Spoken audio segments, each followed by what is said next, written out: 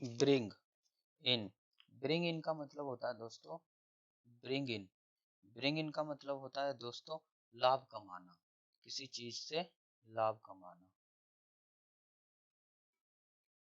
इसको हम इस तरीके से भी लिख सकते हैं कि अगर हम आपको बोलें तो इसको लिखेंगे to produce as profit, to produce as a profit, यानी प्रोड्यूस माने होता है कमाना, और क्या होता है लाभ, जैसे प्रोड्यूस होता है ना, किसी चीज का प्रोडक्शन किया, तो प्रोडक्शन वर्ड से ही प्रोड्यूस हुआ, ठीक है, तो ये क्या हो गया लाभ कमाना। उसके बाद आगे अगला वर्ड है ब्रिंग अराउंड, ठीक है, ब्रिंग अराउंड, तो इसको आप कह सकते हैं होश में लाना या ठीक करना, किसी को होश में लाना या ठीक कर देना, जैसे मान लो कि कोई साइको टाइप का बंदा है, ठीक है, उसको मेडिसिन से,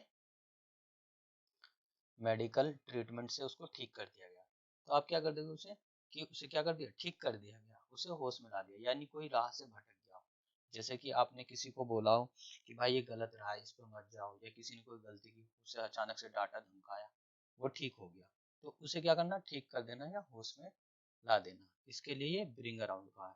तो हम इसको इसको इस तरीके से भी बोल सकते हैं इंग्लिश में, टू टेक समवन,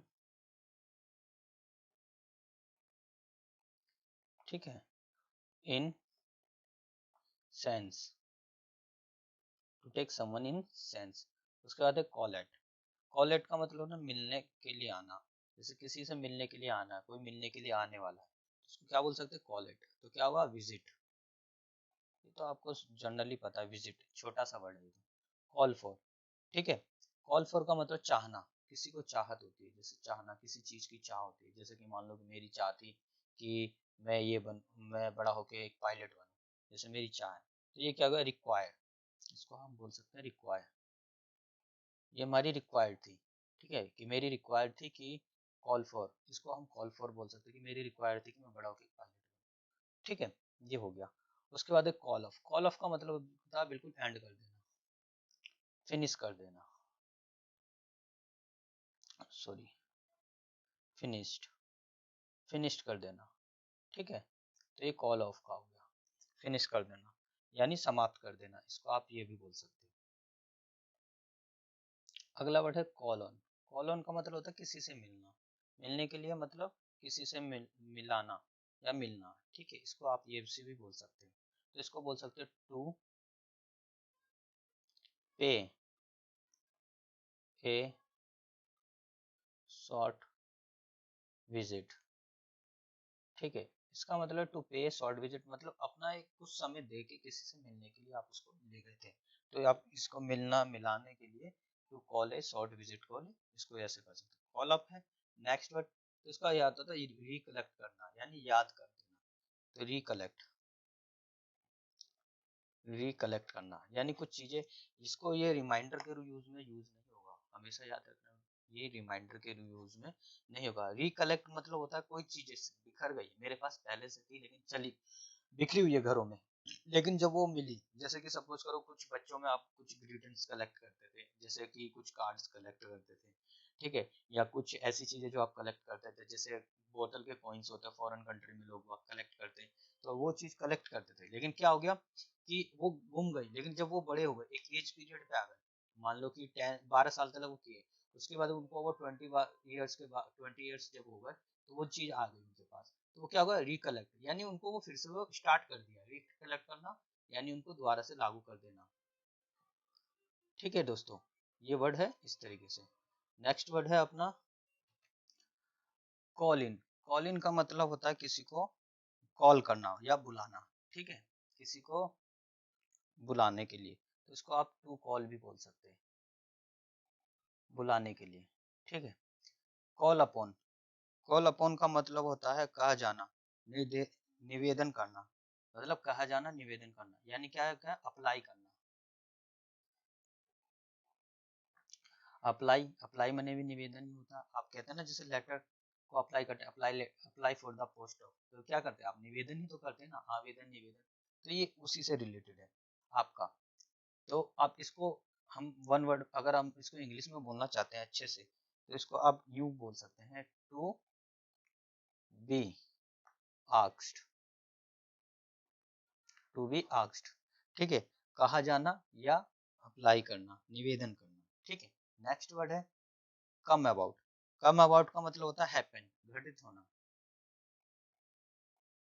हैपन, ठीक है, या सडनली कुछ चीज हुई है आपके साथ, सडन हो गई कुछ चीज, उसको हैपन बोलते हैं, ठीक है। नेक्स्ट है फिर कम एक्रोस। कम एक्रोस होता है सडनली मिल जाना किसी से, आप सडनली मिल गए। सडनली मिलने का मतलब होता है कि आप मार्केट गए, मार्केट में गए हो, आपका कोई 10 फ्रेंड है जो 10 साल पहले आपसे मिला था, ठीक है, अचानक से वो आपको मिला, तो आप क्या उसको बोल सकते हो, कम क्रॉस। वो क्या होगा, अचानक ही सामने आ गया, ठीक है। जैसे कि एक ये रास्ता जाने वाला, एक ये रास्ता आने वाला, आप इस रास्ते से जा रहे हो, वो इस रास्ते से आ गया, अचानक से यहाँ पे आपकी मुलाकात हुई, तो आप क्या सडनली मिल गए, तो क्या होगा, कम क्रॉस बोल सकते हैं इसको। तो आप इसको बोलोगे meet by chance, meet by chance, आप इसको ये कह सकते हैं। नेक्स्ट है कम ऑफ। कम ऑफ का मतलब होता है होना, किसी चीज का होना, यानी कम ऑफ, यानी कि वहां पे ये था, मान लो कि कोई हैपनिंग हुई, हैपनिंग का मतलब एक्सीडेंट हुआ, कोई एक्सीडेंट हुआ, ठीक है, वहां पे ये पर्सन था, ठीक है, तो इसको क्या बोलेंगे, कम ऑफ, यानी ये उस समय मौजूद था, तो इसको कम ऑफ बोलते हैं। तो कम ऑफ बोलने का मतलब है, तो आप इसको ये बोल सकते हैं take a place, take place, यानी ये प्लेस पे था, उस समय प्लेस प्लेस पे खड़ा था, टेक प्लेस। अगला है कम आउट। कम आउट आप कह सकते हैं जैसे कि प्रकट होना, कम आउट यानी अचानक से कोई आता है ना, जैसे कि अपीयर हो गया, आपके पास कोई आ गया, तो आपको उसको क्या बोले, कम आउट, तो इसको आप कह सकते हैं टू अपीयर, कम आउट, ठीक है। उसके बाद नेक्स्ट वर्ड है कम डाउन। कम डाउन का मतलब होता है डाउन, आपने पहले से शुरू से बताया मैंने आपको, कम डाउन, डाउन का मतलब कोई चीज नीचे, आप हमेशा भी इसको याद रखना, जब भी डाउन वर्ड आए तो समझिए कुछ नीचे से रिलेटेड मिलेगा, कुछ ऐसी चीज मिलेगी जो डाउन में होगी, या डाउन की मतलब या नीचे की टाइप में, ठीक है ना। तो यहाँ पे क्या कम डाउन, टू क्या होगा, इसको ये बोलेंगे टू डिक्रीज,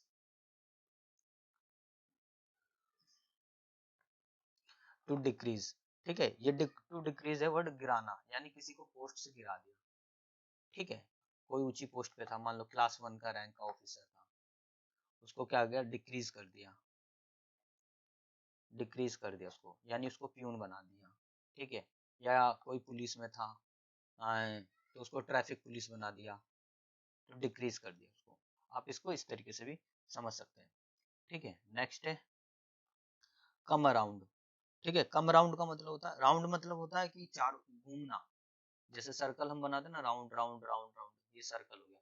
अब कम राउंड है तो किसी की घूमना ही होगा, तो यहाँ पे क्या होगा, टू एग्री, यानी किसी ने कुछ बात घुमाई, जैसे आपको LIC वाले कॉल करते हैं ना, इंश्योरेंस वाले कॉल करते हैं, तो क्या करते हैं, आपको घुमाते ही है ना, है तो राउंड राउंड खेलते हैं आपके साथ, तो आप क्या हो जाते हैं, आखिरी में एग्री हो जाते हो उसके साथ कि ठीक है भाई, हम ले लेते हैं 1 महीने के लिए तेरे टर्म इंश्योरेंस, जो भी पॉलिसी है तेरी, ठीक है, तो ये वो वर्ड है, तो क्या हो गया, कम अराउंड, ठीक है।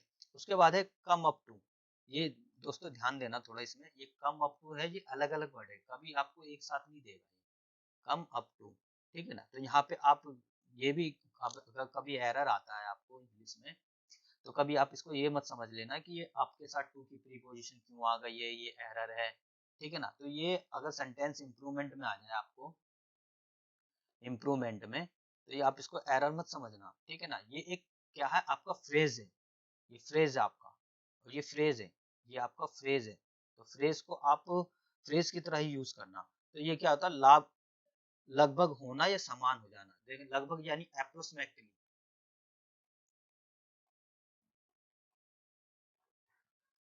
अप्रोक्सीमेटली हो जाता है, ठीक है, या फिर इक्वल हो जाता है, आप कह सकते हैं इक्वल, ठीक है। तो ये क्या होता है, समान ही हो गया, इक्वल हो गया, अप्रोक्सीमेटली हो गया। तो आप इसको इंग्लिश में इस तरीके से भी बोल सकते हैं, आप इसको टू बी इक्वल टू, ठीक है। यहाँ पे एक एक पॉइंट है ये टू, यानी इस पॉइंट से चलाइए, ठीक है ना, बी इक्वल टू, यानी ये इस पॉइंट पे खत्म हो गया, जैसे कि आप कभी लेटर में लिखते थे ना, टू और फ्रॉम, ठीक है, तो ये फ्रॉम हमारी पोजीशन होते थे और टू ये सेंटर की पोजीशन होती थी, जिसको हम सेंटर कर रहे हैं लेटर, जिसको सेंड कर रहे हैं, ठीक है। तो ये वो प्रीपोजिशन यहाँ पे दो तरीके से यूज की गई है इसी के लिए। तो आप इस तरीके से भी इसको याद कर सकते हैं। अगर दो बार अगर ये टू टू की प्रीपोजिशन लगे तो आप इससे भी समझ जाना कि ये वाला फ्रेज है कम अप टू। और अगर इस तरीके से आ जाए तो इससे भी आप समझ जाओगे इक्वल करना, ये किसी चीज को बराबरी का हक देना, ठीक है।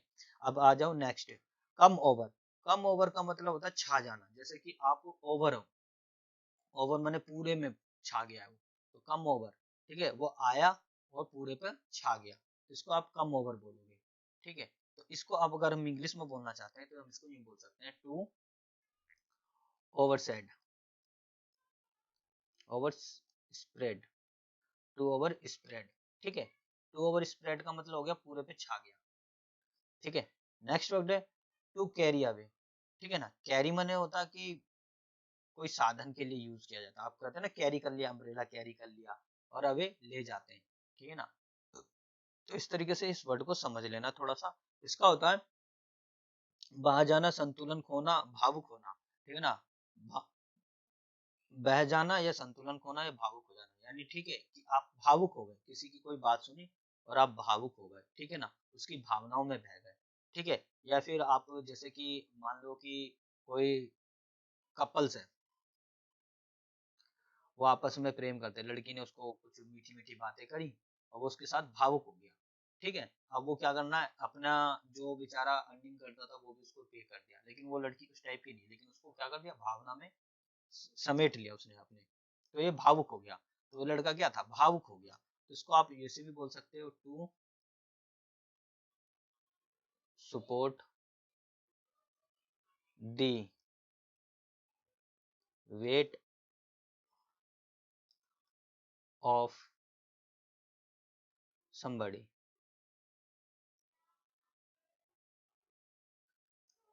ठीक है। या फिर आप इसको यूं भी बोल सकते हो, ये दो नंबर वन। नंबर टू में आप इसको यूं भी बोल सकते हैं, something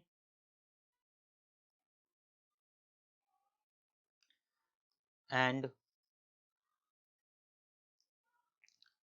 take it away, something is take it away, आप इसको यूं भी बोल सकते हो, ठीक है दोस्तों।